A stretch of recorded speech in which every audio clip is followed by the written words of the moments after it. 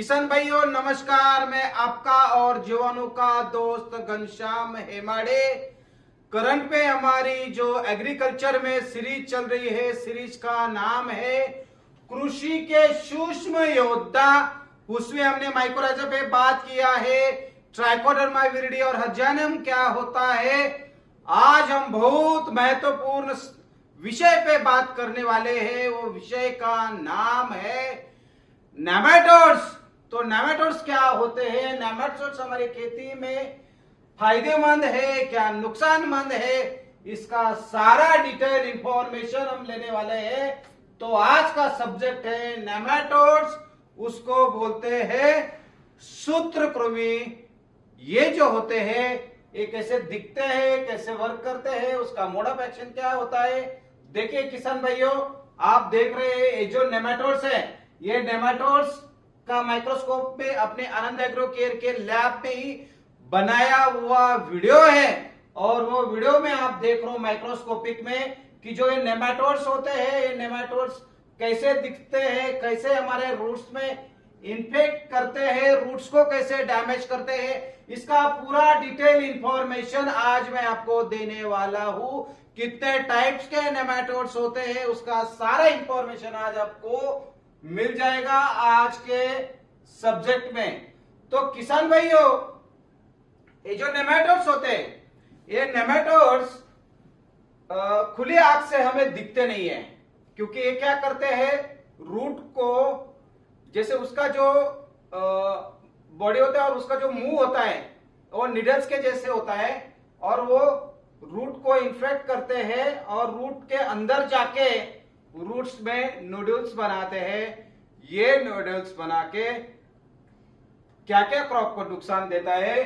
तो ये जो है हमारे खेती में हिडन एनिमी होते हैं, मतलब हमारे खेती के ये दुश्मन है। और ये दुश्मन हमारे पिक को, हमारे क्रॉप को कैसे बर्बाद करते हैं, इसका हम विस्तृत में जानकारी लेते हैं। तो किसान भाइयों, आर्थिक नुकसान कराने वाला सूक्ष्म जीव जिसको बोलते हैं हम नेमाटोड्स, आज तक 30,000 प्रजाति नेमाटोड्स की पूरे दुनिया में पाई गई है। और उसकी अलग अलग स्पेसीज का पहचान हमारे जो वैज्ञानिक है उन्होंने किया है। और लगभग कुछ ही नेमाटोड्स के ऊपर हम काम कर रहे हैं। बहुत सारे नेमाटोड्स का अभी भी परीक्षण और उसका अभ्यास बाकी है।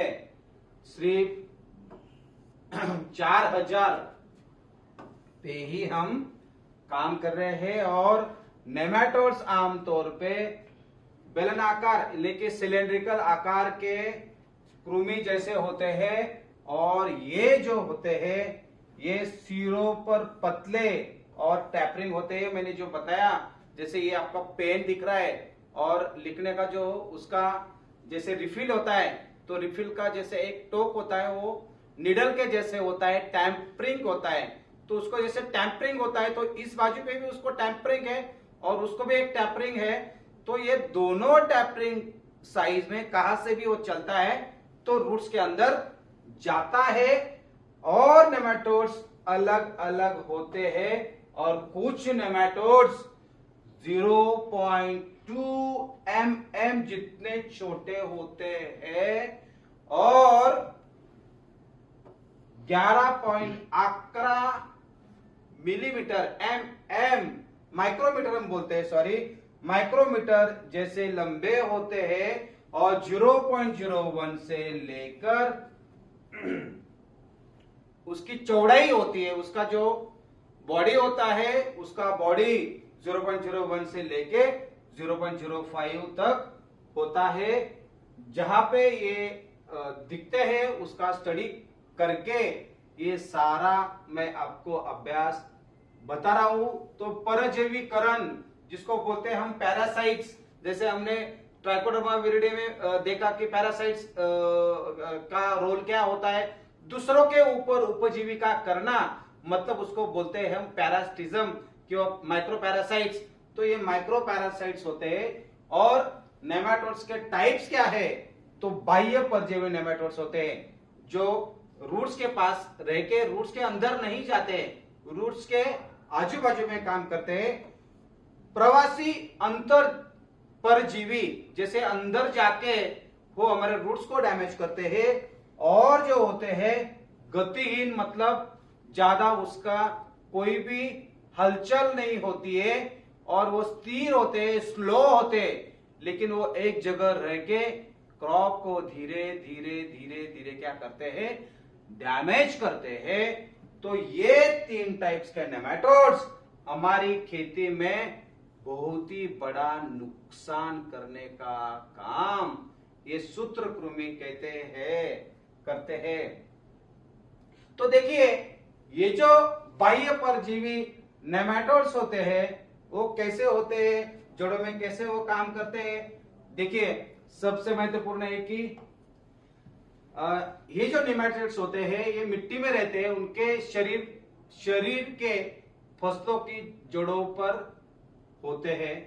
नेमाटोड सिर्फ अपनी खास सुई की स्ट्रक्चर जिसे स्टाइलेट कहते हैं, जड़ की कोशिकाओं में घुस के वो पोषक तत्वों को सीखते हैं, सोखते हैं जो मैंने आपको बताया, और ये बार बार जड़ों को डैमेज करते जाते हैं तो जड़ों का नुकसान होता है और इससे जड़ों का जो ग्रोथ है वो रुक जाता है। और ग्रोथ जब रुक जाए और कोई भी रूट्स कट हो जाए, रूट डैमेज हो जाए, तो वो न्यूट्रिएंट प्लांट को सप्लाई नहीं कर पाता और रूट जो है डैमेज होता है तो प्लांट का ग्रोथ रुक जाता है। जैसे आपका डैगर नेमाटोड्स हो गया, नीडल्स जो मैंने बोला नीडल्स टाइप का नेमाटोड्स हो गया, एंड स्टंट नेमाटोड्स हो गया। तो ये जो डैगर नेमाटोड्स होते हैं अंगूर फलों के पेड़ के ऊपर वो इंफेक्शन करते हैं। जो आपके नीडल्स नेमाटोड्स होते हैं ये अनाज जो हम गेहूं बाजरी वगैरह जो खाते हैं उस पे वो डैमेज करते हैं। और दूसरा जो नेमाटोड्स होता है स्टैंड नेमाटोड्स, तो ये स्टैंड नेमाटोड्स गेहूं, मक्का और कई तरह की सब्जियों पे डैमेज करने का काम ये सारे नेमाटोड्स करते हैं। देखिए ये जो रूट्स हमने देखा और रूट्स के ऊपर जो आपको ये नेमाटोड्स दिख रहे हैं, तो सबसे महत्वपूर्ण मैंने जो निडल्स बताया, ये निडल्स के जैसा रूट्स को उसको ऐसा बोरिंग कर रहा है और बोरिंग करके वो रूट्स के अंदर जाता है। और ये जो नेमाटोड्स, कुछ नेमाटोड्स बाह्य नेमाटोड्स होते हैं, कुछ नेमाटोड्स ये होते हैं। तो देखिए ये नेमाटोड्स आपको दिखते नहीं, लेकिन ये गहरा नुकसान हमारे क्रॉप में करने का काम ये सारे नेमाटोड्स करते रहते हैं। प्रवासी नेमाटोड्स हम जो बोलते हैं, ये नेमाटोड्स क्या करते हैं, ये नेमाटोड्स अंदर घुसकर जो सिस्टम को डिस्टर्ब करना है, न्यूट्रिएंट खींच लेना है, जैसे जाइलम फ्लोएम जो हमारे जाइलम और फ्लोएम होते हैं उसको डैमेज करना है। और देखिए इस पे जैसे होल बनाना है, रूट्स का एक कट दिखाया और वो रूट्स के अंदर क्या करते हैं, ट्रांसफरेंट करते हैं, प्रवासी करते हैं, मतलब इधर से उधर जाके हमारे रूट्स को डैमेज करना ये नेमाटोड्स का काम है। और ये नेमाटोड्स का काम मतलब प्रवासी जो हम बोलते हैं, माइग्रेटरी जो यहां से लेके वहां जाते हैं, जो माइग्रेट होते हैं उसको हम अंतर परजीवी नेमाटोड्स कहते हैं। देखिए जो गतिहीन नेमाटोड्स होते हैं, तो गतिहीन नेमाटोड्स क्या करते हैं, सबसे बड़ी बात तो आपको फिगर से पता चल गई होगी कि जो गतिहीन नेमाटोड्स है मतलब उसको ज्यादा चलना नहीं आता मतलब उनका वो स्टेज ही है, उसका एक स्वभाव ही है कि एक जगह पे रुक के क्या करना, गांठें बनाना। तो इसमें यही लिखा है कि जड़ों में रहने के बाद मुंह में निकलने वाली जो उसके सिक्रेशंस है, वो सिक्रेशंस की मदद से जड़ों को मौजूद कुछ कोशिकाओं में जाइंट सेल्स में बदल देते हैं। यानी जड़ें और गांठें जो है गैस नॉट्स ईस्ट बन जाती है और ये जो नेमाटोड्स है ये न्यूट्रिएंट देते हैं और गांठें पानी और न्यूट्रिएंट्स ट्रांसफर की पूरी तरह से रोक देती है। इसीलिए हमारे रूट्स को न्यूट्रिएंट मिलता नहीं है, पानी मिलता नहीं है। ये सारे मिलने वाली जो चीजें है जो सॉइल से हमारा रूट लेता है, ये रूट से आने वाले सारे चीजें खुद ही पहले कंट्रोल करता है। इसीलिए यहाँ पे उसकी जो स्टेबिलिटी बनाते हैं, वो जो गतिहीन होते हैं वहां पे रुक के ही सारा मजा लेते हैं। रूट्स तो सारा न्यूट्रिएंट ला, मैं खाने के लिए यहाँ तैयार हूं। ये काम जो है ये गतिहीन नेमाटोड्स करते हैं। जैसे अलग अलग हमने जैसे माइक्रोट्रिक नेमाटोड्स देखा, जो अंतर जाने वाला नेमाटोड्स देखा, दूसरा हमने बाह्य नेमाटोड्स देखा और तीसरा हमने गतिहीन नेमाटोड्स का डिटेल में हमने समझ लिया। तो ये जो नेमाटोड्स है, अलग अलग नेमाटोड्स अलग अलग क्रॉप पे क्या करते हैं, इन्फेक्शन करते हैं और हमारा नुकसान ये बढ़ाते हैं।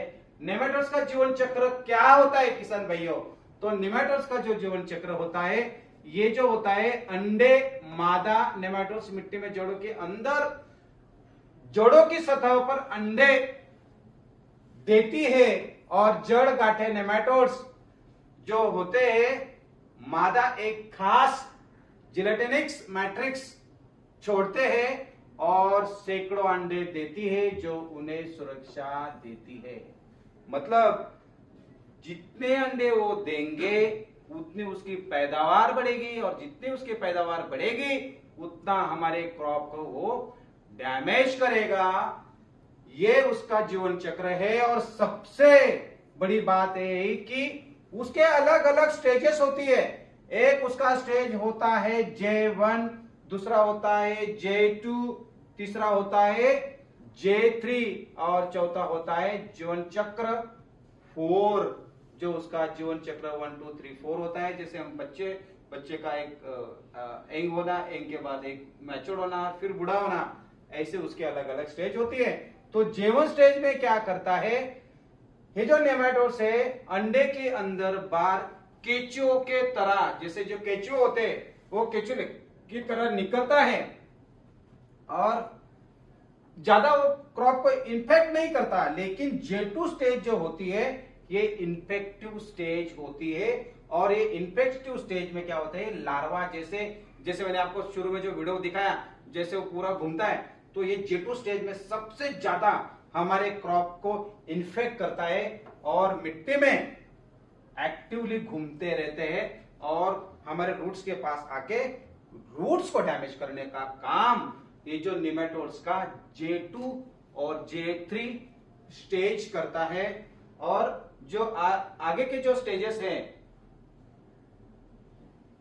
देखिए अभी J3 स्टेज में क्या होता है, वो अंदर रहकर क्या करना है, उसका विकास करना और एक्टिव होता है और स्टेज को कोशिकाओं में अंदर गांठ बनाना, जो मैंने आपको दिखाया कि जो गांठें कैसी होती है, गांठ में क्या आता है। और J4 स्टेज होता है तो गांठों का जाल विकसित होता है और जो फिलामेंट्स होते हैं उसके जो फीमेल्स होते हैं वो डिवीजन शुरू हो जाता है। और एडल्ट स्टेज में क्या होता है कि जो मादा फीमेल होती है वो नाशपाती जैसा आकार जड़ों के अंदर ये सतह पर रहती है और ज्यादा मात्रा में अंडे, मतलब 200 से लेकर 600 तक अंडे जीवन काल में जड़ों की बड़ी बड़ी गांठें दिखाती है। इसकी वजह से हमारे क्रॉप को डैमेज करता है। और ये जो नर होता है, ये नर को क्या करना है, सिर्फ ये जो फीमेल है, फीमेल को सपोर्ट करना और रूट्स के बाजू में रह के सिर्फ अंडे का प्रोडक्शन करना, रिप्रोडक्शन करना, ये उसकी क्या होती है, जिम्मेवारी होती है। और मेल जो होते हैं, यही मेल अंडे को प्रोटेक्ट करते हैं और अंडे को प्रोटेक्ट ज्यादा करेंगे तो ज्यादा नेमाटोड्स यहाँ पे बढ़ेंगे। यही उसका काम होता है। तो ऐसे स्टेज 3, स्टेज 4 और एडल्ट स्टेज, ऐसे अलग अलग स्टेज में ये हमारे क्रॉप को डैमेज करते जाते हैं। किसान भाइयों देखिए, अभी एक जो डायग्राम बनाया हुआ है इसमें आपको सारे गांठें दिख रही है, बराबर है। तो पहली स्टेज में जब सेकंड स्टेज होता है और ये जो नेमाटोड्स दिख रहे हैं आपको, ये नेमाटोड्स क्या करते हैं, ये रूट्स के अंदर जाते हैं और ये रूट्स को ऐसे इन्फेक्ट करते हैं। फिर अगली स्टेज में थोड़ा वो मैच्योर होता है, फिर उसके स्टेजेस बढ़ती है। तो बढ़ते बढ़ते ये सारे एक स्टेज आती है, उस वक्त उस फोर्थ स्टेज को क्या करते हैं, वो गांठें बना लेता है।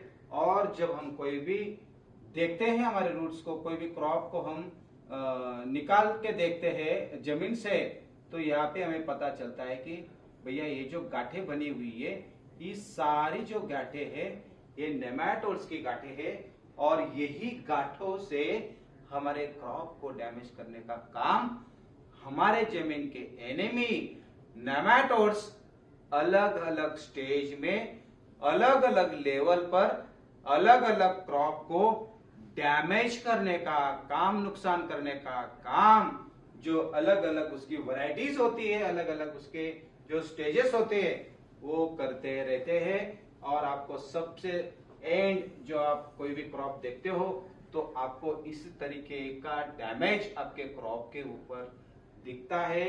तो किसान भाइयों, हमें इतना इसका केयर करना जरूरी होता है।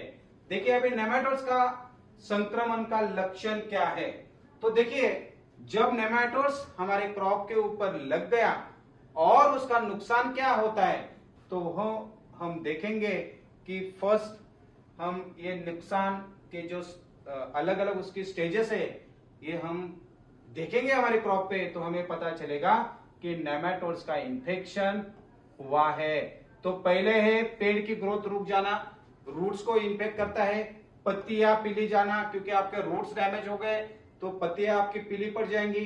पत्तियां छोटी डेड या सिकुड़ जाना, पत्तियां सिकुड़ जाना होता है। पत्तियों का जो आकारमान है, आकारमान उसका कम हो जाना।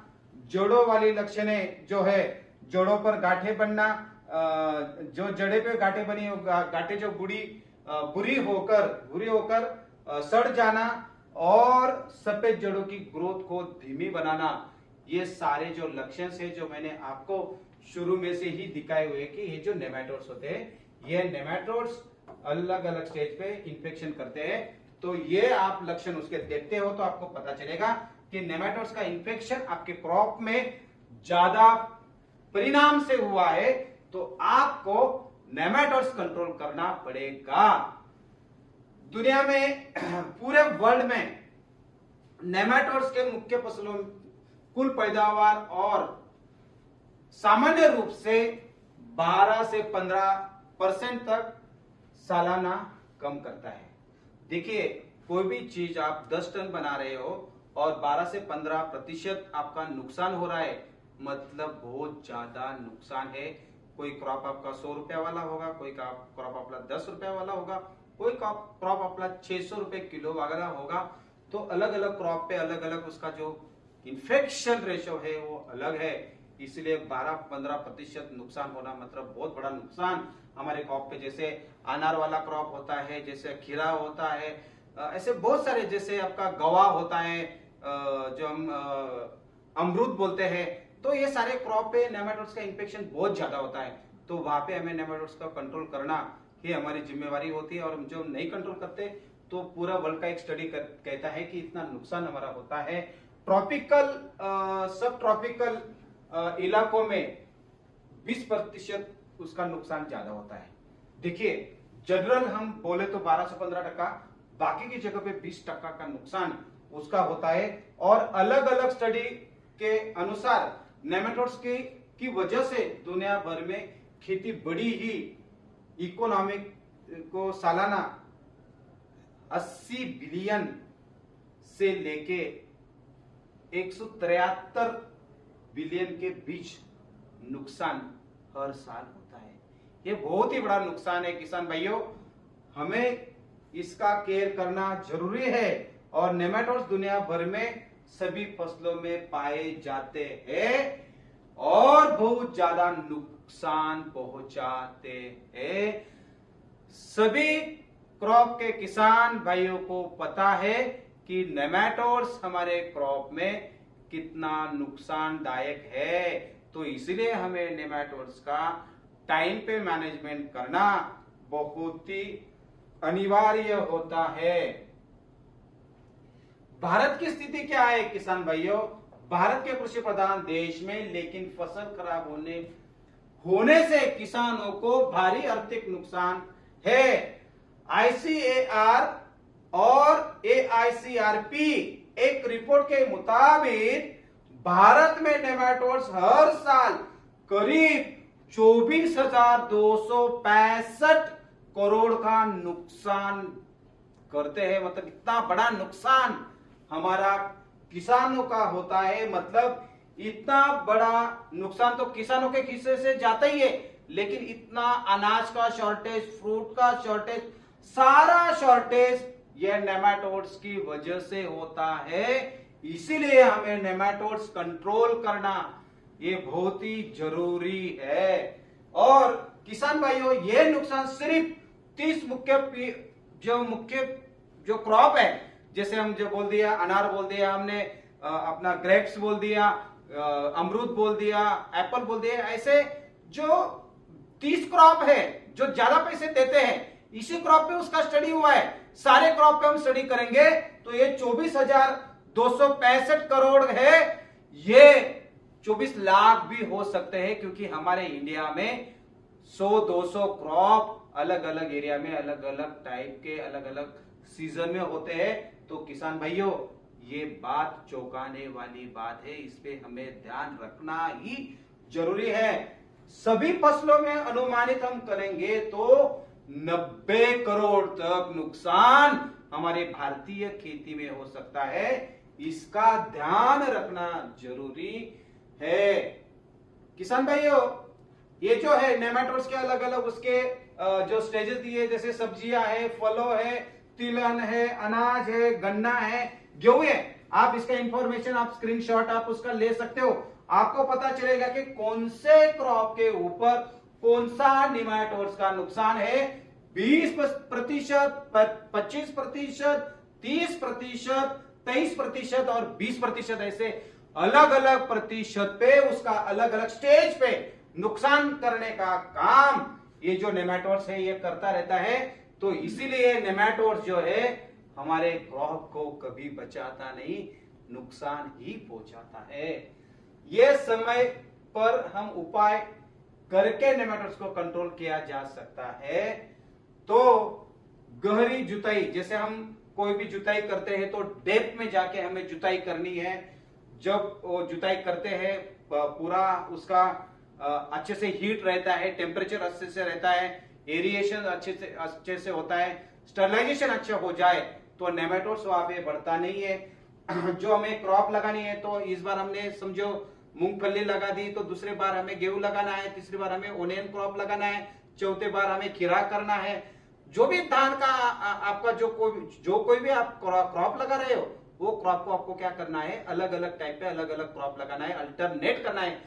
सेम वही क्रॉप आप लगाते जाएंगे तो नेमाटोड्स का इन्फेक्शन ज्यादा बढ़ सकता है। दूसरा, खास सल्फर वाली केमिकल निकलता है और जो नेमाटोड्स को मार देता है। मतलब सबसे बड़ी बात क्या है कि अगर हो सके तो गेंदा लगाओ। और बहुत सारे लोग गेंदा लगाते हैं, लेकिन ये दिवाली टाइम, दशहरे के टाइम पे ही गेंदे का फूल लगता है। बहुत सारे लोग जो है वो 12 ही महीने उसका क्रॉप करते हैं, लेकिन जो कुछ लोग होते हैं वो कुछ समय में ही वो काम करते हैं। लेकिन ये जो गेंदे का क्रॉप होता है वो क्या करता है, अल्फा थर्सिनिन नाम का एक खास सल्फर वाला केमिकल छोड़ता है, उससे नेमाटोड्स कंट्रोल होते हैं। ऑर्गेनिक खाद का इस्तेमाल आप जब करते हो तो खेत में आप नीम का खल्ली आप यूज कर लो, नीम ऑयल का ड्रिंचिंग कर दो, नीम ऑयल के ग्रैन्यूल्स आप यूज कर लो। तो नीम के अलग अलग आप कोई भी फॉर्मुलेशन यूज करते हो तो उससे भी आपका नेमाटोड्स को आप कंट्रोल कर सकते हो। एरंडी का खली आप यूज कर सकते हो। तो आपको यूज करना है तो 1.5 से 2 टन डिपेंड करता है कि कितना अवेलेबिलिटी है मार्केट में, उसका प्राइस क्या है, आपका क्रॉप क्या है, आपका खेती का क्वालिटी क्या है, उसके ऊपर आप इसका डोज कम ज्यादा कर सकते हो। लेकिन ये सारी चीज आप इस्तेमाल करते हो तो आप नेमाटोड्स को कंट्रोल ही कर लोगे, और ये डालने से आपका नेमाटोड्स का जो प्रादुर्भाव है आप उसको कंट्रोल कर सकते हो। तो ये हो गए हमने जो हमारे पारंपरिक जो खेती होती है या रेगुलर जो प्रैक्टिसेस होती है वो हमने की। लेकिन बायोलॉजिकल में क्या प्रैक्टिस है, तो बायोलॉजिकल में हमारे पास कुछ प्रैक्टिसेस है। ये नेमाटोड्स दिन में तीनों में स्टेजेस को खत्म करने होगा, तो जिसके लिए सबसे अच्छा ऑप्शन है जैविक नियंत्रण, हम जो बोलते हैं बायोलॉजिकल, वही हमारा सब्जेक्ट है कि हमारे कृषि के सूक्ष्म योद्धा।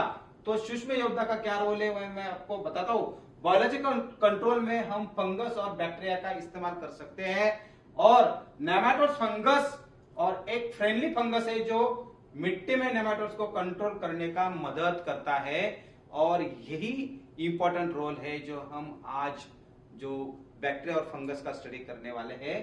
तो ये जो मेनली जो है इसका आप ध्यान रखिए किसान भाइयों, ये 3 तरीके के बैक्टीरिया और फंगस होते हैं, वही नेमाटोड्स को कंट्रोल करते हैं। इसका नाम आप आपके माइंड में रखिए, स्पेसिलोमाइसिस लिलियानेसिस नाम का फफूंद होता है, ये सूत्रकृमि नेमाटोड्स को कंट्रोल करते हैं।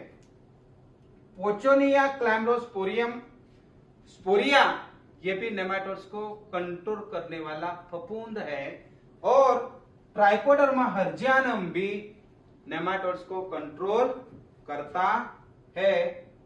आगे देखिए, नेमाटोड्स को कुछ बैक्टीरिया भी कंट्रोल करते हैं। तो बैक्टीरिया में कौन से बैक्टीरिया है, तो उसमें है, देखिए इसमें मुख्य रूप से बैक्टीरिया शामिल है, और उसमें पहला बैक्टीरिया है बैसिलस फर्मस, दूसरा बैक्टीरिया है बैसिलस तुरंजियस वार कृष्ण हम जो बोलते हैं उसको बीटीआई, और तीसरा वाला बैक्टीरिया जो होता है सूडोमोनास फ्लोरोसेंस। ये भी अपने खेती में आने वाले एनिमी नेमाटोड्स को कंट्रोल करने का काम ये सारे बैक्टीरिया और फफूंद करते हैं। हमने जो माइक्रोस्कोपिक में इसका इमेज देखते हैं या प्लेट पे हम ग्रोथ करके देखते हैं, तो हमारे बैसिलस फर्मस जैसे बैक्टीरिया इस टाइप के आपको दिखते हैं। किसान भाइयों, उसका मोड ऑफ एक्शन क्या है, तो कुछ फंगस जो होते हैं वो जमीन के नीचे फिलामेंट्स बनाते हैं और चिपचिपे जाल बनाते हैं, और ये चिपचिपे जाल की वजह से क्या करते हैं, उसको ट्रैप करते हैं। क्योंकि कोई भी जीव को जीने के लिए निसर्ग ने, नेचर ने, प्रकृति ने उसको एक शक्ति दी है, तो क्या करते हैं, चिपचिपे जाल बनाने से क्या होता है, उसका एक ट्रैप बन जाता है। और देखिए ये जो आप ट्रैप आप देख सकते हो, ये जो ट्रैप है, ये ट्रैप बनाते हैं और उसको एक रिंग करके उसके ऊपर अटैक करके उसको कंट्रोल करते हैं। देखिए ये जो चिपचिपे जाल है, ये फंगस में चिपचिपे जाल नॉब बनाते हैं, जिनसे नेमाटोड क्या होते हैं, नॉब बन दिया उसका, ऐसे इसका नॉब बन दिया, तो नॉब से क्या होता है, जो नेमाटोड्स होते हैं उसको क्या होते हैं, चिपक जाते हैं, और फिर बैसिलस फर्मस हो, क्लैम्ब्रोस्पोरियम पोचिनिया हो, स्पेसिलोमाइसिस हो, वो फिर नेमाटोड्स को क्या करते हैं, खा जाते हैं। और तीसरा ये होता है रिंग करना, मतलब क्या, जिसको हम बोलते हैं कॉइलिंग करना। ऐसे कॉइलिंग भी किया तो भी वो नेमाटोड्स को कंट्रोल करते हैं। ऐसे अलग अलग मेथड से उसका मोड ऑफ एक्शन है। और दूसरा एक महत्वपूर्ण क्या है कि जब कोई नेमाटोड दूसरे रिंग से गुजरता है तो 0.1 सेकंड के अंदर रिंग में के सेल्स फूल जाती है और नेमाटोड्स को सिकड़ लेती है। सिर्फ उसको क्या चाहिए, 0.1 सेकंड का टाइम चाहिए। और जब उसने एक रिंग बनाई है, हुई कॉइल बनाई है, उसके ऊपर से भी कोई नेमाटोड्स गुजरता है तो 0.1 सेकंड के अंदर उसको उसकी जो नसें है, उसका जो बॉडी है, वो बॉडी फूल जाता है और नेमाटोड्स को क्या करता है, ट्रैप कर लेता है। यही इंपॉर्टेंट सब्जेक्ट जो उसको प्रकृति ने दिया है, और प्रकृति ने दिया है इसलिए 30,000 नेमाटोड्स में से 4,000 नेमाटोड्स का हमने स्टडी किया हुआ है। यही महत्वपूर्ण बात ये नेमाटोड्स की होती है। किसान भाइयों, ये जो मोड ऑफ एक्शन मैं आपको बता रहा हूं, ये बहुत ही इंपॉर्टेंट होता है। जब कोई नेमाटोड उसके अंडे इन स्पोर में संपर्क में आते हैं तो स्पोर नेमाटोड्स की बाहरी स्किन कसकर उसको कंट्रोल करते हैं, और कुछ प्रजातियां नेमाटोड्स की गलती से इन स्पोर को खा लेती है। वो सीधे डाइजेस्टिव स्ट्रक्चर में जाते हैं और उसके जो स्पोर जो बनाते हैं, उसके एंडोस्पोर जो होते हैं, वो गलती से खा लेते हैं। फिर उसके स्टमक में जाके क्या होता है, स्टमक को वो डैमेज करते हैं, और स्टमक को उसको डैमेज किया तो उसका डाइजेशन सिस्टम क्या होता है, खराब होता है। और डाइजेशन सिस्टम उसका खराब हुआ तो क्या होता है, ये मर जाता है। जैसे देखिए, ये जो एंडोस्पोर होते हैं, ये एंडोस्पोर उसके बॉडी में जाते हैं। दूसरा, कुछ प्रजातियों में नेमाटोड्स गलती से इन स्पोर को खा लेती है और सीधे डाइजेस्टिव सिस्टम में जाते हैं। स्पोर्स कुछ जुड़ने के बाद उगना बढ़ना शुरू कर देते हैं, और फिर फंगस एक पेनिट्रेशन ट्यूब बनाता है। यह पेनिट्रेशन ट्यूब और फंगस से निकलने वाली खास एंजाइम्स प्रोटीएज होता है, कोलिनेज होता है, चिटिन होता है। ये नेमाटोड की मोटी मोटी स्किन को तोड़कर अंदर घुस जाता है, क्योंकि एंजाइम्स जो होते हैं, ये एंजाइम्स नेमाटोड्स को कंट्रोल करने के लिए बहुत ही अच्छा काम करते हैं। और वही उसको नेचर ने, प्रकृति ने उसको शक्ति दी हुई है। शरीर में जाने के बाद फंगस तेजी से बढ़ने लगता है, और यह नेमाटोड शरीर में बहुत ही फ्लूइड और न्यूट्रिएंट्स को रोक लेते हैं, और इस समय नेमाटोड्स जिंदा होते हैं लेकिन धीरे धीरे कमजोर होने लगते हैं। जैसे जैसे फंगल नेटवर्क उसके हाइफिस पूरे शरीर में फैल जाते हैं, नेमाटोड्स की जरूरी अंग काम करना बंद कर देती है, और आखिर में वह क्या होते हैं, मर जाते हैं। और इसी बायोलॉजिकल मेथड से ही हमें क्या होता है, नेमाटोड्स को कंट्रोल करना होता है। क्योंकि केमिकल के कंट्रोल से नेमाटोड्स बार बार आते हैं, लेकिन बायोलॉजिकल के कंट्रोल से नेमाटोड्स बार बार नहीं आते।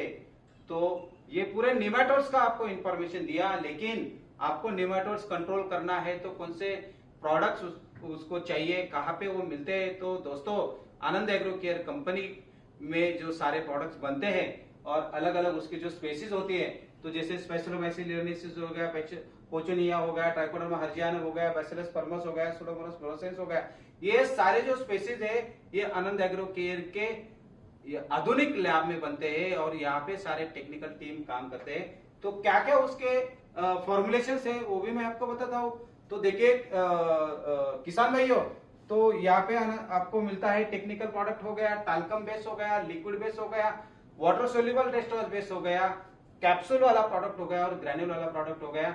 जहाँ पे आपको जिस स्टेज में जिस क्रॉप को जिस मेथड से आपको अप्लाई करना है, वो सारे मेथड से आप अप्लाई कर सकते हो। और ये जो लिक्विड वाला प्रोडक्ट है उसका इमेज कैसे दिखता है, तो लिक्विड वाला प्रोडक्ट जो है नेमेन और हर्ज आपको ये पैकिंग में मिल जाएगा। दूसरा जो है वाटर सोल्यूबल जो आता है 4K बेस, तो 4K बेस वाला प्रोडक्ट आपको मिल जाएगा। जैसे हर्ज है हमारा, नेमोज है, तो इसका पैकिंग आपको मिल जाएगा। और किसान भाइयों, ये सारे जो प्रोडक्ट्स है हमारे CIB रजिस्टर्ड प्रोडक्ट है, जो सेंट्रल इंसेक्टिसाइड बोर्ड का परमिशन होता है। ये सारे परमिशन लेके और गवर्नमेंट के जो गाइडलाइंस होती है, गाइडलाइंस के अनुसार ही हम सारे प्रोडक्ट्स बनाते हैं। 5G कैप्सूल में ये प्रोडक्ट बनते हैं। दानेदार जो हम ग्रैन्युल्स बोलते हैं, 4 एकड़ के लिए आपको यूज करना है तो आप ग्रैन्युल्स यूज कर सकते हो। तो ऐसे अलग अलग जो उसकी जो स्टेजेस होती है, अलग अलग स्टेजेस पे आप अलग अलग फॉर्मुलेशन उसका यूज कर सकते हो। ये सारे बनाने के लिए आनंद एग्रो केयर के पास जो फैसिलिटी बनाई हुई है, वो फैसिलिटी है कि जो आनंद एग्रो केयर के लैब में जो है उच्चतम गुणवत्ता वाले सारे मशीनरी वहां पे लगाई है, उच्चतम स्टडी किए हुए सारे कर्मचारी आनंद एग्रो केयर में काम करते हैं। और आपको जो एक्चुअल में साइंटिफिक इंफ्रास्ट्रक्चर उसका चाहिए, तो साइंटिफिक इंफ्रास्ट्रक्चर आनंद एग्रो केयर के पास है। जो इंपोर्टेड माइक्रोस्कोपिक उसके आनंद एग्रो केयर के पास है। जो पीएचडी एजुकेटेड लोग हैं वो आनंद एग्रो केयर के पास है। 10 से भी ज्यादा माइक्रोबायोलॉजिस्ट और कुछ साइंटिस्ट लोग जो पीएचडी करते हैं माइक्रोबायोलॉजी में, जो प्रोबायोटिक में करते हैं, वो लोग आनंद एग्रो केयर के साथ काम कर रहे हैं। और सारे किसान भाइयों को हम आनंद एग्रो केयर के ये लैब में बुला के भी हम लैब दिखाते हैं कि भैया ये कैसे प्रोडक्ट्स बनते हैं, क्या होता है, माइक्रोस्कोपिक में उसका इमेज कैसे दिखता है, ये सारा स्टडी आनंद एग्रो केयर खुद करती है। और ये सारे जो इमेजेस है ये आनंद एग्रो केयर के लैब के इमेजेस है। ये कोई भी इमेज गूगल या कहां से भी लिया हुआ नहीं है, ये आनंद एग्रो केयर का एक्चुअल इमेज है। 3000 से भी ज्यादा किसान भाइयों ने आनंद एग्रो केयर के लैब में विजिट किया है और 25 से भी ज्यादा फॉरेनर ने आनंद एग्रो केयर के लैब को विजिट किया है और 500 से भी ज्यादा बाहर के स्टेट के लोगों ने आनंद एग्रो केयर को विजिट किया है। तो आपको आना है तो आप भी आनंद एग्रो केयर के लैब को विजिट कर सकते हो। ऐसे अलग अलग मेथड से हम ये सारे प्रोडक्ट बनाते हैं। जैसे सॉलिड स्टेट फर्मेंटेशन से आपको स्पेक्युलोमाइसिस बनाना हो, आपको अलग अलग होता है, जैसे क्लैम्ब्रोस्पोरियम होता है, ट्राइकोडर्मा होता है। ये सारे जो सॉलिड स्टेट फर्मेंटेशन टेक्नोलॉजी जो रेगुलर हम बनाते हैं उससे भी अलग टेक्नोलॉजी हमने कुछ इंपोर्टेड जर्मनी से कुछ मशीन हमने लाए हुए, यूके से हमने कुछ मशीन लाए। ये सारे नए नए तकनीक इस्तेमाल करके हम जो नेमेटोड्स के प्रोडक्ट होते हैं वो नेमेटोड्स के प्रोडक्ट को हम बनाते हैं। किसान भाइयों, हमने आपके सुविधा के लिए Anand Biochem research and private limited centre में हमने आपका मिट्टी परीक्षण हो गया, आपका पानी परीक्षण हो गया, आपका कोई भी खाद हो आपके पास खाद का परीक्षण हो गया, फफूंद का परीक्षण हो गया, इंसेक्टिसाइड का परीक्षण हो गया। हमने एनएबीएल वाला लैब बनाया हुआ है। आपको जहाँ पे एनएबीएल का रिपोर्ट चाहिए, एनएबीएल का रिपोर्ट आप ले सकते हो। कोई हमारे निर्माता भाई है जो बायोस्टिमुलेंट बनाते हैं, तो बायोस्टिमुलेंट बनाने वाले जो मेरे दोस्त लोग हैं तो उनको भी मैं कहता हूँ कि इनेबल आप टेस्टिंग का लैब सर्च कर रहे हो तो आप डायरेक्ट आनंद एग्रो केयर के पास आ जाओ, आपको सारा इनेबल टेस्टिंग का रिपोर्ट्स आपको मिल जाएगा।